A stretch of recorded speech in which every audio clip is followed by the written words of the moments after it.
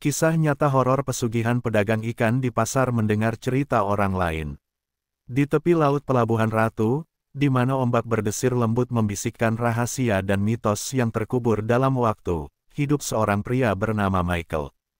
Ia berusia 30 tahun, dengan wajah berkarakter dan mata yang dipenuhi semangat, namun menyimpan kesedihan yang mendalam. Rambutnya yang hitam legam selalu rapi, meski seringkali tertiup angin laut. Sebagai pedagang ikan, setiap pagi ia berangkat ke pasar dengan gerobak kayu tua yang berisi hasil tangkapannya, ikan-ikan segar yang ia dapatkan dari laut yang menghampar tak berujung. Namun, di balik rutinitasnya, Michael menyimpan ambisi yang lebih besar, sebuah harapan untuk mengubah nasib keluarganya yang sederhana. Pelabuhan Ratu terkenal dengan keindahan alamnya yang memukau, di mana pasir putih bertemu dengan birunya laut. Namun, keindahan itu menyimpan kegelapan yang tak terduga. Masyarakat setempat sangat mempercayai legenda Nyi Roro Kidul, ratu laut yang anggun namun menakutkan. Konon, ia memiliki kekuatan untuk memberikan kekayaan kepada mereka yang berani menantang takdir, tetapi dengan harga yang sangat mahal. Suatu malam, ketika bulan purnama bersinar cerah, Michael menghadiri perayaan ulang tahun neneknya. Suasana hangat dan ceria di dalam rumahnya dipenuhi tawa dan suara riuh anggota keluarga. Namun, di tengah kebahagiaan itu, Michael merasakan sesuatu yang aneh. Suatu dorongan misterius menariknya keluar dari keramaian. Ia merasa seolah ada panggilan dari laut, sebuah suara halus yang menggoda untuk menjelajahi kegelapan. Dengan langkah ragu, Michael meninggalkan keramaian dan berjalan menuju pantai. Suara ombak yang berdebur seakan memanggil namanya. Saat ia tiba di tepi laut, cahaya bulan memantulkan sinar gemerlap di permukaan air, menciptakan suasana yang magis sekaligus mencekam. Di balik keindahan itu, ada sesuatu yang tidak beres. Sebuah rasa ketakutan menyelinap dalam hatinya, tetapi rasa ingin tahunya lebih kuat. Saat ia berdiri di tepi, gelombang mulai bergetar dengan cara yang aneh. Bayangan gelap mulai muncul dari dalam air, menari-nari dalam cahaya bulan. Awalnya, hanya terlihat sosok-sosok samar, tetapi seiring waktu, sosok tersebut mulai menjadi lebih jelas. Michael tertegun ketika melihat wanita berpakaian hijau, sosok yang dikenal sebagai Nyi Roro Kidul, muncul dari dalam laut. Wajahnya tidak sepenuhnya terlihat, tetapi aura kekuatan dan kemisteriusan menyelubungi dirinya. Rambut panjangnya mengalir seperti air, dan matanya berkilau dengan kedalaman lautan. Di sekelilingnya, makhluk-makhluk kecil dengan wajah cacat dan tubuh tidak proporsional mengawasi, seolah menunggu perintah dari ratu mereka. Ketakutan menyelimuti Michael, tetapi rasa ingin tahunya membawanya lebih dekat. Ia merasa seolah-olah terjebak dalam mimpi buruk yang tak berujung, tetapi di saat bersamaan, ada sesuatu yang memikatnya untuk terus mendekat. Nyi Roro Kidul, dengan suaranya yang lembut namun bergetar, mulai berbicara. Michael, kau datang ke sini karena ada yang kau cari. Kekayaan yang kau inginkan ada di ujung jari, tetapi setiap keinginan memiliki harga yang harus dibayar. Suaranya memantul di antara desiran ombak, membuatnya merasa terhanyut dalam kata-kata. Dalam ketegangan tersebut, Michael merasakan pergulatan batin. Ia ingin mendengarkan lebih lanjut, tetapi ketakutan akan konsekuensi dari pertemuan ini mulai memenuhi pikirannya. Apakah ia bersedia membayar harga yang tidak diketahui untuk kekayaan yang diimpikannya? Dalam momen itu, Michael tahu bahwa hidupnya tidak akan pernah sama setelah malam ini. Dengan hati yang berdebar, ia mundur perlahan, tetapi Nyi Roro Kidul menatapnya tajam, seolah mengetahui semua keraguan dan ketakutannya. Ingatlah, Michael, setiap pilihan memiliki konsekuensi. Kembali ke rumahmu, dan pikirkan baik-baik apa yang benar-benar kau inginkan. Saat ia berbalik dan melangkah menjauh dari pantai, suara laut kembali tenang, seolah menghapus jejak kehadirannya. Namun, bayangan sosok wanita bergaun hijau itu terukir dalam ingatannya. Malam itu, saat ia berjalan pulang, gelombang di laut seakan mengalun lebih kencang, menandakan bahwa perjalanan Michael baru saja dimulai, dan kegelapan menanti untuk menuntut bayaran. Keesokan harinya, saat mentari mulai terbit di ufuk timur, Michael terbangun dengan perasaan aneh yang menyelimuti dirinya. Mimpi yang ia alami semalam masih segar dalam ingatannya. Ia teringat akan sosok Nyi Roro Kidul, suara lembutnya yang menenggelamkan hatinya dalam ketakutan dan rasa ingin tahu. Tanpa disadari, ia merasakan ketegangan dalam diri, seolah ada sesuatu yang akan terjadi. Setelah menyelesaikan rutinitas pagi, Michael berangkat ke pasar. Suara riuh pedagang dan konsumen memenuhi udara, tetapi hatinya tidak sepenuh itu. Ia terus memikirkan pertemuannya dengan sosok gaib itu. Ikan-ikan segar yang ia tawarkan tidak lagi menarik perhatian seperti biasanya. Ia merasakan pandangan orang-orang di sekelilingnya, seolah mereka tahu apa yang terjadi di dalam pikirannya. Ketidaknyamanan itu membuatnya merasa terasing, meskipun ia dikelilingi oleh orang-orang terdekat. Sepanjang hari, Michael berusaha untuk melupakan apa yang terjadi semalam. Namun, saat malam tiba dan ia kembali ke rumah, segalanya berubah. Ketika ia memasuki rumah, ia merasakan hawa dingin yang tidak biasa. Keluarganya berkumpul di ruang tamu, tetapi suasana hangat itu seolah terhapus. Mereka tampak gelisah, berbicara dengan suara pelan dan penuh ketakutan. "Michael, kau tidak akan percaya apa yang terjadi," kata adiknya, Lila, dengan suara bergetar. "Air laut, ia datang ke dalam rumah kita." Kata-kata Lila mengguncang hati Michael. Ia ingat bagaimana gelombang seolah memanggilnya semalam. Ternyata, air laut benar-benar mengalir deras ke dalam rumah mereka, membanjiri ruang tamu hingga ke lutut. Wajah orang tuanya terlihat pucat saat mereka menceritakan kejadian itu. Michael merasa terjebak dalam kegelapan yang semakin menghimpit. Malam itu, mereka memutuskan untuk pindah ke hotel di dekat pantai, berharap dapat menjauhkan diri dari aura misterius yang menyelimuti rumah mereka. Namun, perjalanan mereka tidak berjalan mulus. Saat mobil melaju di jalan setapak yang sempit, suasana malam semakin mencekam. Hutan di sekitar mereka tampak menakutkan, dengan pepohonan tinggi yang berdesir ditiup angin, seolah menyimpan rahasia kelam. Tiba-tiba, mesin mobil mati. Suara mesin yang mendengung menghilang, dan mobil terhenti di tengah jalan yang gelap. Michael dan keluarganya terpaksa keluar untuk memperbaiki kendaraan. Saat mereka berdiri di tengah hutan, ketegangan menyelimuti udara. Michael merasakan sesuatu yang janggal, seolah ada yang mengawasi mereka. Ia menatap ke sekeliling, dan saat itu, ia melihat bayangan-bayangan bergerak di antara pepohonan. Dalam kegelapan hutan, suara-suara aneh mulai terdengar, seperti bisikan yang tidak bisa dipahami. Michael merasakan jantungnya berdegup kencang. "Aku tidak suka dengan ini. Ayo kita kembali ke mobil," ujarnya dengan suara bergetar, tetapi keluarganya tampak enggan untuk bergerak. Mereka terperangkap dalam ketakutan yang tidak bisa dijelaskan. Saat Michael berusaha memperbaiki mesin, ia merasakan sentuhan dingin di belakangnya. Ia berbalik dan melihat sosok-sosok dengan wajah cacat dan tubuh tidak proporsional muncul dari kegelapan. Mereka seolah menari-nari di antara bayang-bayang, menatapnya dengan mata kosong yang penuh kehampaan. Michael terdiam, ketakutan merayap di sepanjang tulangnya.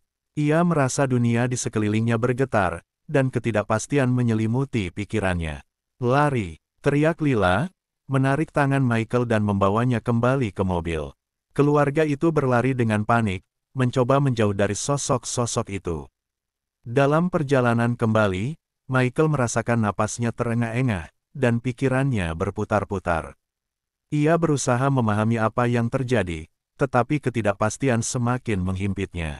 Setelah beberapa saat berlari, mereka akhirnya berhasil mencapai mobil dan masuk ke dalamnya. Michael mencoba menyalakan mesin, tetapi tidak berhasil. Ketakutan semakin menyebar di antara mereka. Dalam kegelapan, mereka merasakan kehadiran yang lebih besar dari apapun yang mereka bisa lihat. Suara bisikan menjadi lebih jelas, seolah makhluk-makhluk itu berbicara dalam bahasa yang tidak bisa dipahami. Akhirnya, setelah beberapa percobaan, mesin mobil menyala. Mereka melesat pergi dari tempat itu, tetapi bayangan sosok-sosok itu terus menghantui pikiran Michael. Ia menyadari bahwa sesuatu telah berubah dalam hidupnya. Ia tidak hanya terjebak dalam ketegangan pertemuan dengan makhluk gaib, tetapi juga dalam pencarian jawaban yang tidak dapat ia temukan. Sesampainya di hotel, Michael duduk sendirian di balkon, menatap laut yang berkilauan di bawah sinar bulan.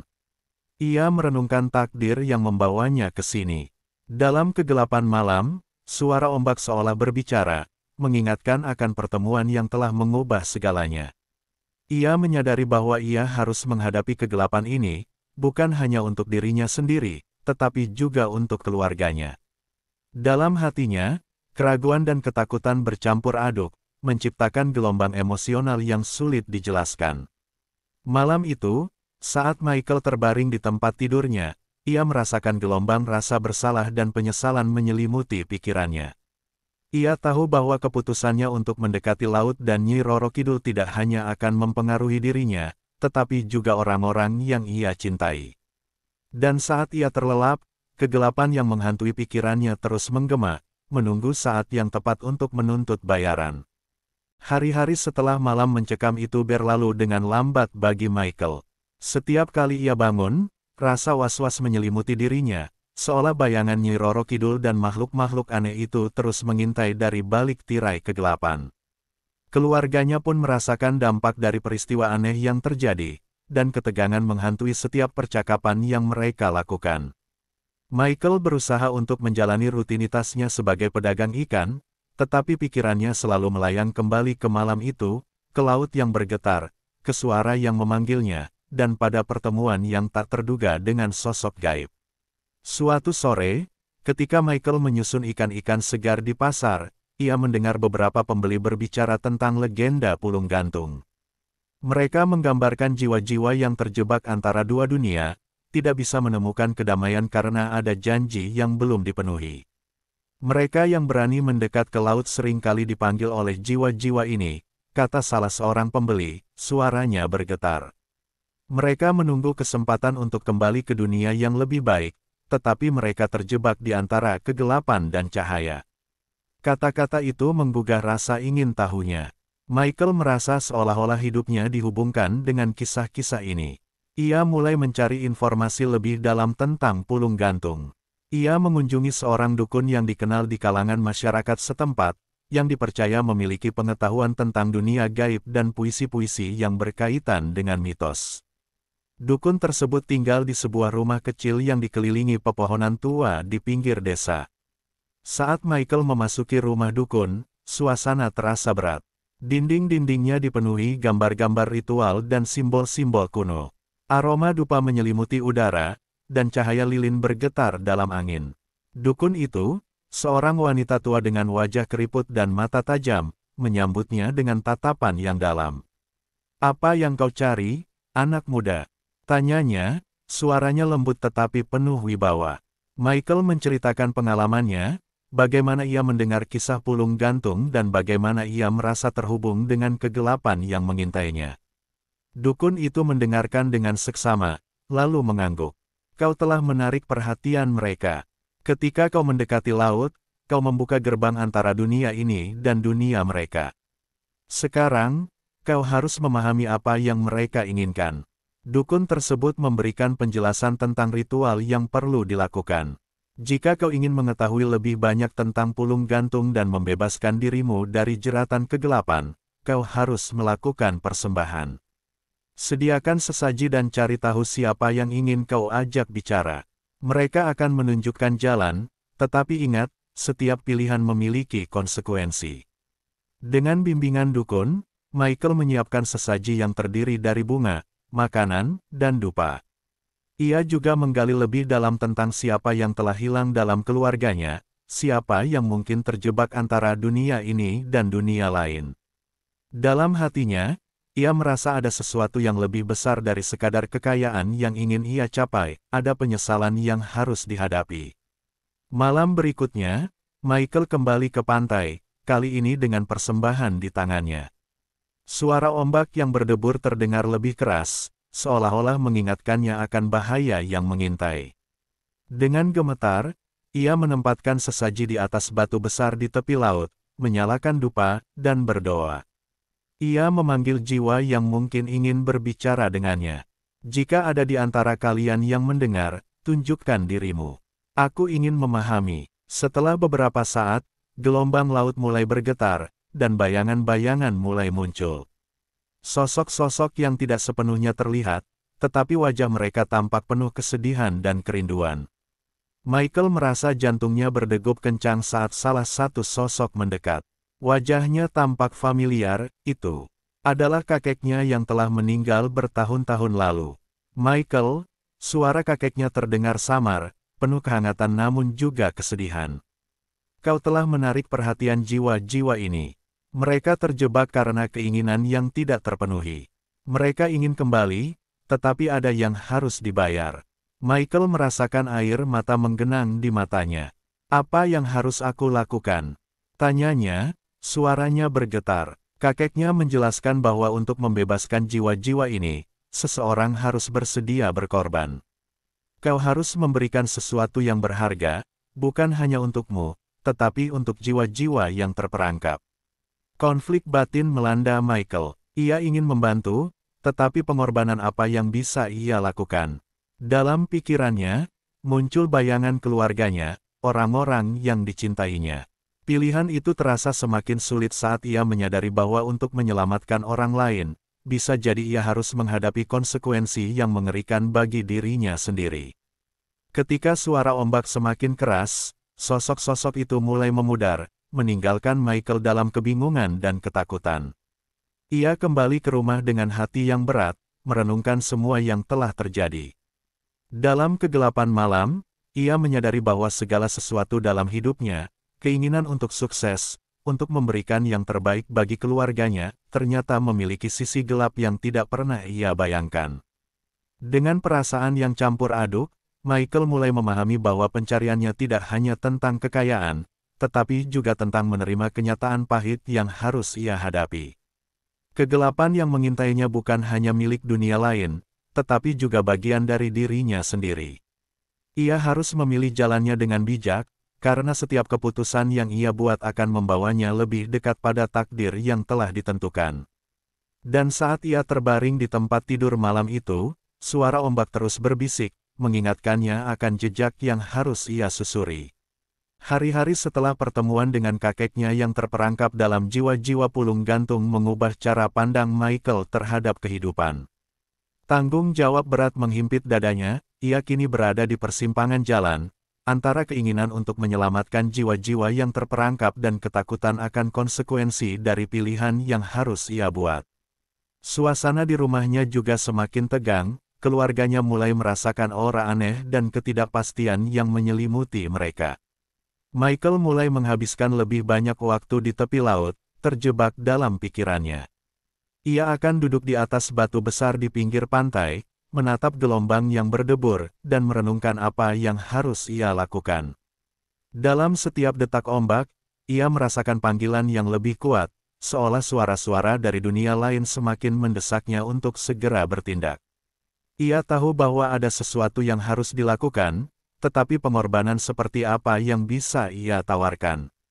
Suatu malam, saat bulan purnama bersinar dengan terang, Michael kembali ke pantai dengan sesaji yang lebih besar.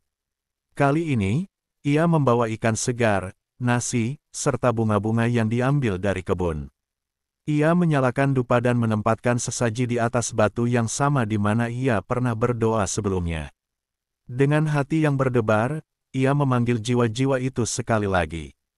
Jika ada di antara kalian yang mendengar, tunjukkan diri kalian. Aku siap untuk membantu. Beberapa saat kemudian, gelombang laut mulai bergetar, dan sosok-sosok mulai muncul dari dalam kegelapan. Michael merasakan jantungnya berdebar kencang saat melihat wajah-wajah yang familiar, namun penuh kesedihan. Kakeknya muncul lagi, tetapi kali ini, suasana terasa lebih mendesak. Michael, kami membutuhkan bantuanmu. Kami terjebak di antara dua dunia, dan hanya kau yang bisa membantu kami untuk kembali. Sosok-sosok lain mulai mendekat, wajah mereka dipenuhi harapan dan ketakutan. Michael tahu bahwa ini adalah saat yang menentukan. Apa yang harus aku lakukan? Tanyanya, suaranya nyaris tidak terdengar di tengah desiran ombak. Kakeknya menjawab, kau harus memberikan tumbal. Seseorang dari keluargamu harus mengorbankan dirinya untuk membebaskan kami. Ini adalah harga yang harus dibayar. Seketika, rasa takut dan kesedihan menghantam Michael. Ia tidak bisa membayangkan kehilangan salah satu anggota keluarganya. Tidak, aku tidak bisa melakukan itu. Teriaknya, suara penuh penolakan. Namun, suara-suara di sekelilingnya semakin mendesak, seolah menegaskan bahwa tidak ada jalan keluar lain. Dalam kebingungan dan ketakutan, Michael teringat akan adiknya, Lila. Ia adalah satu-satunya yang paling dekat dengannya, dan pikirannya segera beralih ke pengorbanan yang bisa ia lakukan. Biarkan aku menggantikan dia, aku yang akan berkorban, katanya, berusaha mengalihkan perhatian mereka dari Lila. Tapi itu tidak semudah itu, Michael. Jika kau memberikan dirimu, jiwa-jiwa ini mungkin tidak akan pernah bisa kembali. Mereka membutuhkan ikatan keluarga yang lebih kuat, jawab kakeknya, suara penuh penyesalan. Michael merasa terdesak. Ia merasakan beban tanggung jawab yang menghimpit dirinya. Dalam kepanikan, ia mulai merencanakan cara untuk menyelamatkan Lila, tetapi semakin ia berjuang, semakin kuat suara-suara itu bergetar di dalam kepalanya. Kegelapan semakin mendekat, dan ia merasa terjebak dalam labirin tanpa jalan keluar. Akhirnya, dalam keadaan putus asa, Michael merasakan panggilan yang tak terhindarkan. Aku akan melakukan apapun untuk menyelamatkan keluargaku. Teriaknya, berikan aku kekuatan. Saat itu, perhatian jiwa-jiwa itu terfokus padanya, dan suasana di sekitar menjadi mencekam. Kakeknya menatapnya dengan mata penuh pengertian. Jika kau bersedia, kau harus menjalani ritual ini dengan sepenuh hati. Ambil keputusanmu dengan bijaksana. Dengan hati yang berdebar, Michael setuju untuk melakukan ritual yang diinginkan. Ia mulai menggali lebih dalam tentang apa yang harus dilakukan, mempersiapkan diri untuk menghadapi konsekuensi. Dalam pikirannya, ia merasakan gelombang emosi, cinta, ketakutan, dan penyesalan. Malam berikutnya, ia kembali ke pantai, bersiap untuk melakukan ritual yang akan mengubah segalanya. Ia meletakkan sesaji di atas batu, menyalakan lilin, dan mulai mengucapkan mantra yang diajarkan dukun. Suara ombak menggema di sekelilingnya, dan saat itu, ia merasakan kehadiran makhluk gaib yang lebih kuat dari sebelumnya. Ketika ritual berlangsung, gelombang laut bergetar dengan kekuatan yang tak terduga. Michael merasa seolah dirinya terhubung dengan kekuatan yang lebih besar, dan saat itulah ia menyadari bahwa segala sesuatu yang ia lakukan memiliki dampak yang jauh lebih besar daripada yang ia bayangkan. Dalam momen puncak, ia harus menghadapi keputusan yang akan menentukan nasibnya dan keluarganya. Dalam kegelapan malam, saat kekuatan gaib mulai mengalir, Michael merasakan perpecahan dalam jiwanya. Ia dihadapkan pada pilihan yang sulit. Apakah ia bersedia mengambil risiko untuk menyelamatkan jiwa-jiwa yang terperangkap, ataukah ia akan menyelamatkan dirinya sendiri dan keluarganya dari kegelapan yang mengancam? Saat ritual mencapai puncaknya, Michael merasakan kekuatan luar biasa mengalir melalui tubuhnya, tetapi pada saat yang sama, ia merasakan penyesalan yang mendalam. Ia tahu bahwa tidak ada jalan kembali. Dengan satu suara, ia berteriak, "Aku bersedia. Aku akan melakukan apapun untuk membebaskan mereka." Malam itu, dalam kegelapan yang pekat, Michael mengukir takdirnya sendiri. Kegelapan yang ia hadapi bukan hanya datang dari luar, tetapi juga dari dalam dirinya. Dalam keputusan yang diambil, ia menyadari bahwa ia telah memasuki arena di mana jiwa dan takdir saling berkelindan, dan disinilah kegelapan menuntut bayaran yang mungkin tidak pernah bisa ia bayar.